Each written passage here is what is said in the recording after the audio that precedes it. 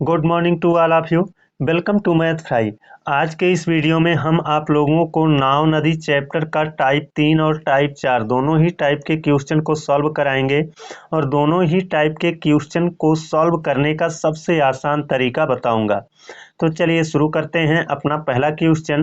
पहले क्वेश्चन में दिया है एक नाव नदी में एक स्थान से दूसरे स्थान तक जाने और पुनः वापस आने में 4 घंटे का समय लेती है।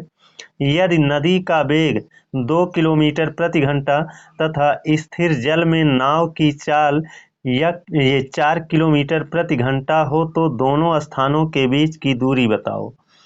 दोस्तों, इस टाइप के क्वेश्चन को लगाना बहुत आसान होता है।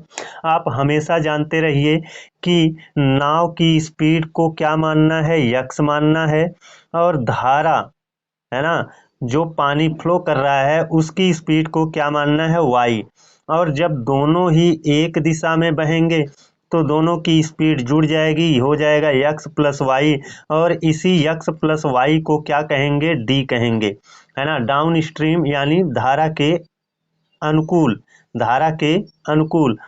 और जब एक इधर बहेगा और दूसरा इधर बहेगा, यानी नाव इधर जा रही है और धारा इधर जा रही है, तो दोनों की स्पीड घट जाएगी। तो नाव की स्पीड में से धारा की स्पीड घट जाएगी और इसको कहते हैं अप स्ट्रीम, है ना।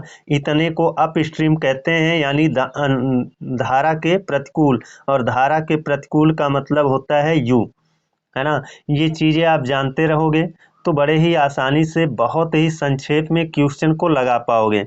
अब देखिए, अगर हमको डायरेक्ट यक्स की वैल्यू यानी नाव की चाल ज्ञात करना हो तो down stream plus up stream upon 2 कर देंगे, और y का मान ज्ञात करना हो तो down stream minus up stream upon 2 कर देंगे, है ना।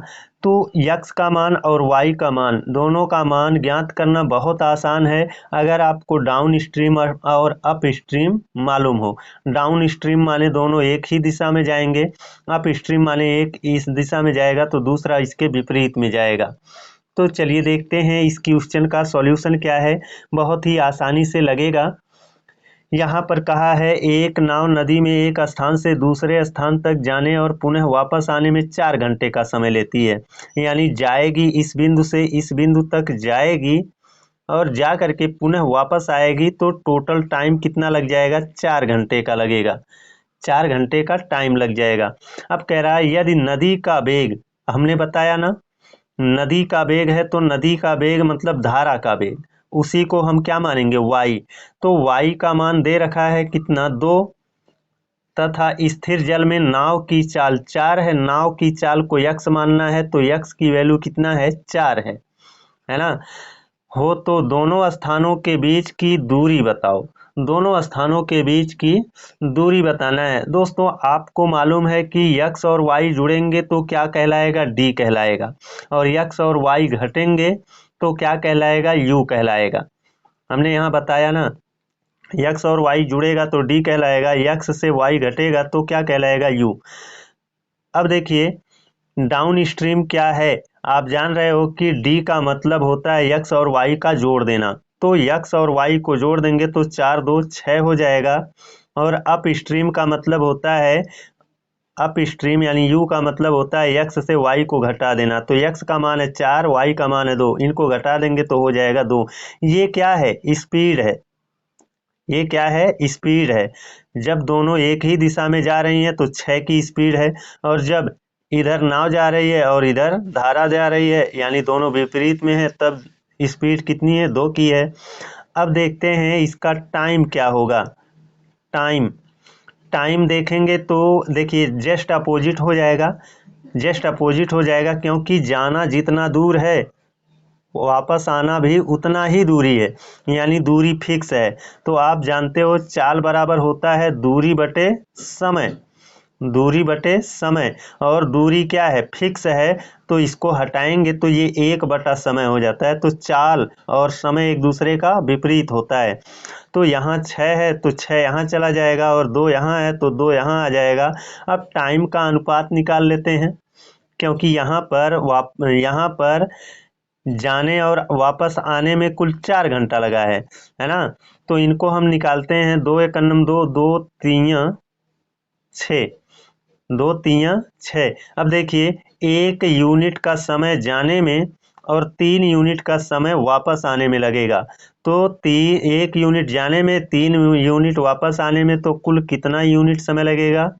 1 और 3 4 यूनिट, और 4 यूनिट का मतलब है 4 घंटा, है ना। जाने और वापस आने में 4 घंटे का समय लगता है ना। यहाँ हमने देखा यूनिट में 1 और 3 का अनुपात मिल रहा है और कुल मिलाकर 4 यूनिट हो रहा है, और 4 यूनिट का मतलब 4 घंटा, तो 1 यूनिट का मतलब 1 घंटा होगा।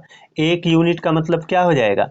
1 घंटा हो जाएगा, है ना। अब 1 यूनिट का मतलब 1 घंटा हो गया कि तो ये 6 की स्पीड से अगर जाएगा 1 घंटा, तो 6 एकन्नम 6, है ना। दूरी कितनी हो जाएगी? 6। अगर यहाँ से निकालोगे तो 3 यूनिट का मतलब 3 घंटा होगा, और 2 की स्पीड से वापस आएगा, 3 घंटा लेगा, तो 2 3 6, है ना। यहाँ भी दूरी कितना आया? 6 एकन्नम 6 आया, और यहाँ भी दूरी कितना आया?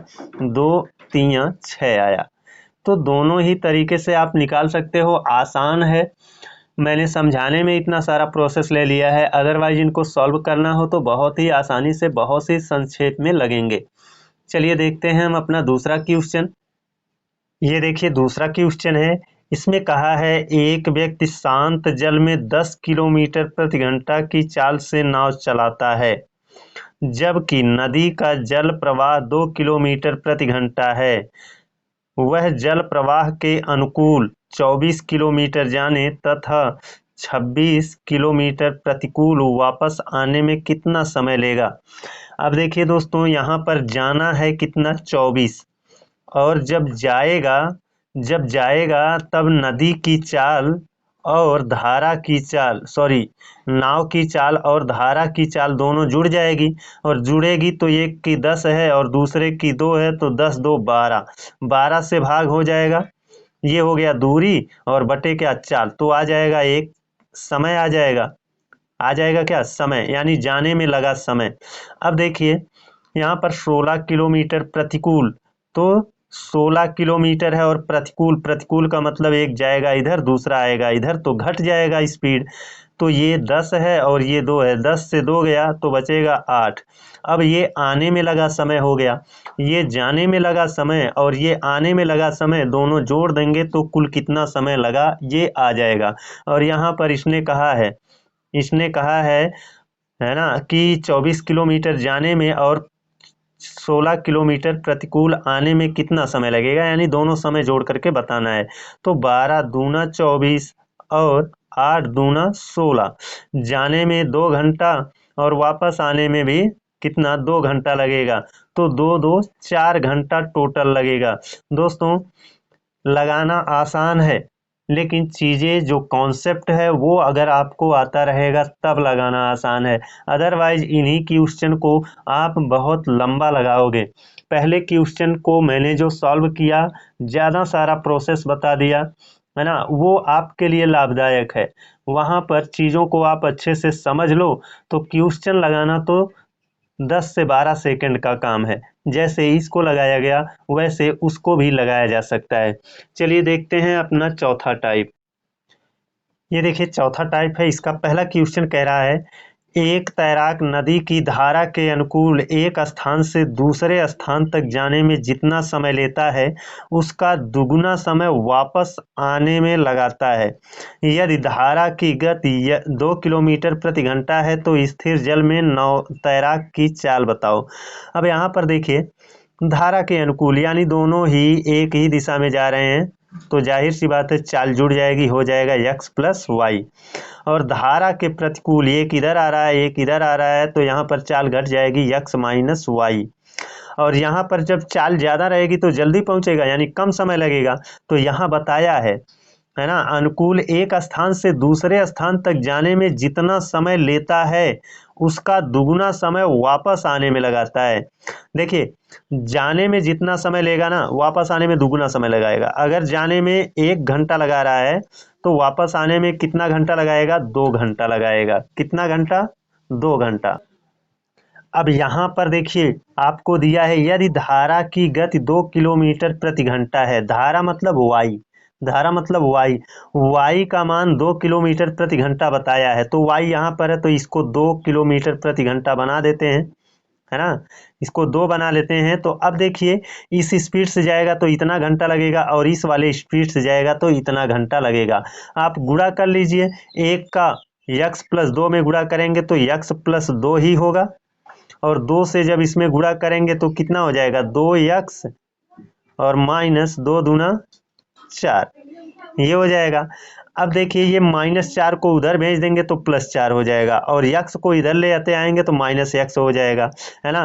तो -4 इधर से हटकर उधर जाएगा तो +4 होगा, यानी 4 2 6 हो जाएगा, और x इधर प्लस में इधर आ जाएगा तो -x हो जाएगा, 2x से 1x घट जाएगा, x बराबर क्या आ गया 6 आ गया। x बराबर कितना आ गया 6। x है क्या आप जानते हो, x नाव की चाल होता है, x होता है तैराक की चाल, नाव की चाल, है ना, और y क्या होता है धारा की चाल होता है। तो यहाँ पर दे रखा है तैराक, यानी तैराक की चाल x है तो x का मान आ रहा है 6, तो तैराक की चाल 6 किलोमीटर प्रति घंटा हो गई। चलिए अब देखते हैं अपना दूसरा क्वेश्चन। ये दूसरा क्वेश्चन है, इसमें कहा है एक नाविक जल के प्रवाह के साथ मतलब दोनों एक ही दिशा में जाएंगे तो हो जाएगा x प्लस वाई। स्थान ए से स्थान बी तक जाने में जितना समय लेता है उससे तिगुना समय वापस आने में लेता है। वापस आने का मतलब है x माइनस वाई, है ना, और जाने में जितना समय लेगा वापस आने में उससे तिगुना समय लेगा। तो जाने में अगर 1 घंटा ले रहा है तो वापस आने में कितना लेगा 3 घंटे का समय लेगा, तिगुना समय कहा है ना। अब कहा है यदि शांत जल में वह, है ना, 10 किलोमीटर प्रति घंटा नाव चलाए, यदि शांत जल में वह 10 किलोमीटर प्रति घंटा नाव चलाए तो जल प्रवाह की गति बताइए। देखिए शांत जल में वह 10 किलोमीटर प्रति घंटा नाव चलाए, यानी नाव की स्पीड दे रहा है कितना 10, नाव की स्पीड कितना दे रहा है 10, तो नाव की स्पीड होता है x, तो x की जगह पर क्या रख लेंगे 10, ऐसे x की जगह पर क्या बना लिया 10 बना लिया। अब आप जान रहे हो कि स्पीड इतनी है तो 1 घंटा लगेगा, और स्पीड या 10 माइनस वाई है तो 3 घंटा लगेगा, है ना। ये दोनों आपस में बराबर हो जाएंगे कि नहीं, इतने की स्पीड से 1 घंटा में जितना दूरी तय करेगा इतने की स्पीड में 3 घंटे में उतना ही दूरी तय करेगा। तो ये दोनों हो गया क्या दूरी, और यहाँ वाली दूरी और यहाँ वाली दूरी बराबर है, इसलिए यहाँ बराबर का निशान लग जाएगा। अब इनका गुणा कर लीजिए, क्योंकि दूरी बराबर होता क्या है चाल गुणे समय, तो चाल ये है समय ये है, तो 1 से गुणा करेंगे कुछ फर्क नहीं पड़ेगा, तो हो जाएगा 10 प्लस वाई ही रहेगा, और यहाँ पर 3 से गुणा करेंगे तो 10 3 30 हो जाएगा, और ये -3 वाई हो जाएगा। -3 वाई को उधर भेजेंगे तो +3 वाई हो जाएगा, और +3 वाई होगा तो यहाँ 1 वाई है और +3 वाई और मिल जाएगा तो हो जाएगा 4 वाई बराबर। ये देखिए 10 है, इधर यहाँ आएगा तो घट जाएगा, इधर 30 है और 10 इधर आकर 30 से घट जाएगा तो कितना बचेगा 20 बचेगा, कितना बचेगा 20, और 4 एकम 4 4 25 20 हो गया, है ना। तो y बराबर कितना मिल रहा है 5, y है क्या, y का मान आया है 5, और y है क्या, y होता है जल की धारा जो बहती है, यानी जल प्रवाह की गति, है ना, जल प्रवाह की गति। और यहाँ पर कहा है जल प्रवाह की गति बताओ, यानी जल जिस स्पीड से बह रहा है वो गति बताओ। तो y मतलब जल प्रवाह की गति, और जल प्रवाह की गति कितना आ रहा है 5 किलोमीटर प्रति घंटा आ रहा है। तो आशा और उम्मीद है कि जितने भी क्वेश्चन हमने दिखाए हैं समझाए हैं वो आपको अच्छे से समझ में आ गया होगा। इसी तरह से आप लगाओगे तो बहुत ही संक्षेप में लगा पाओगे।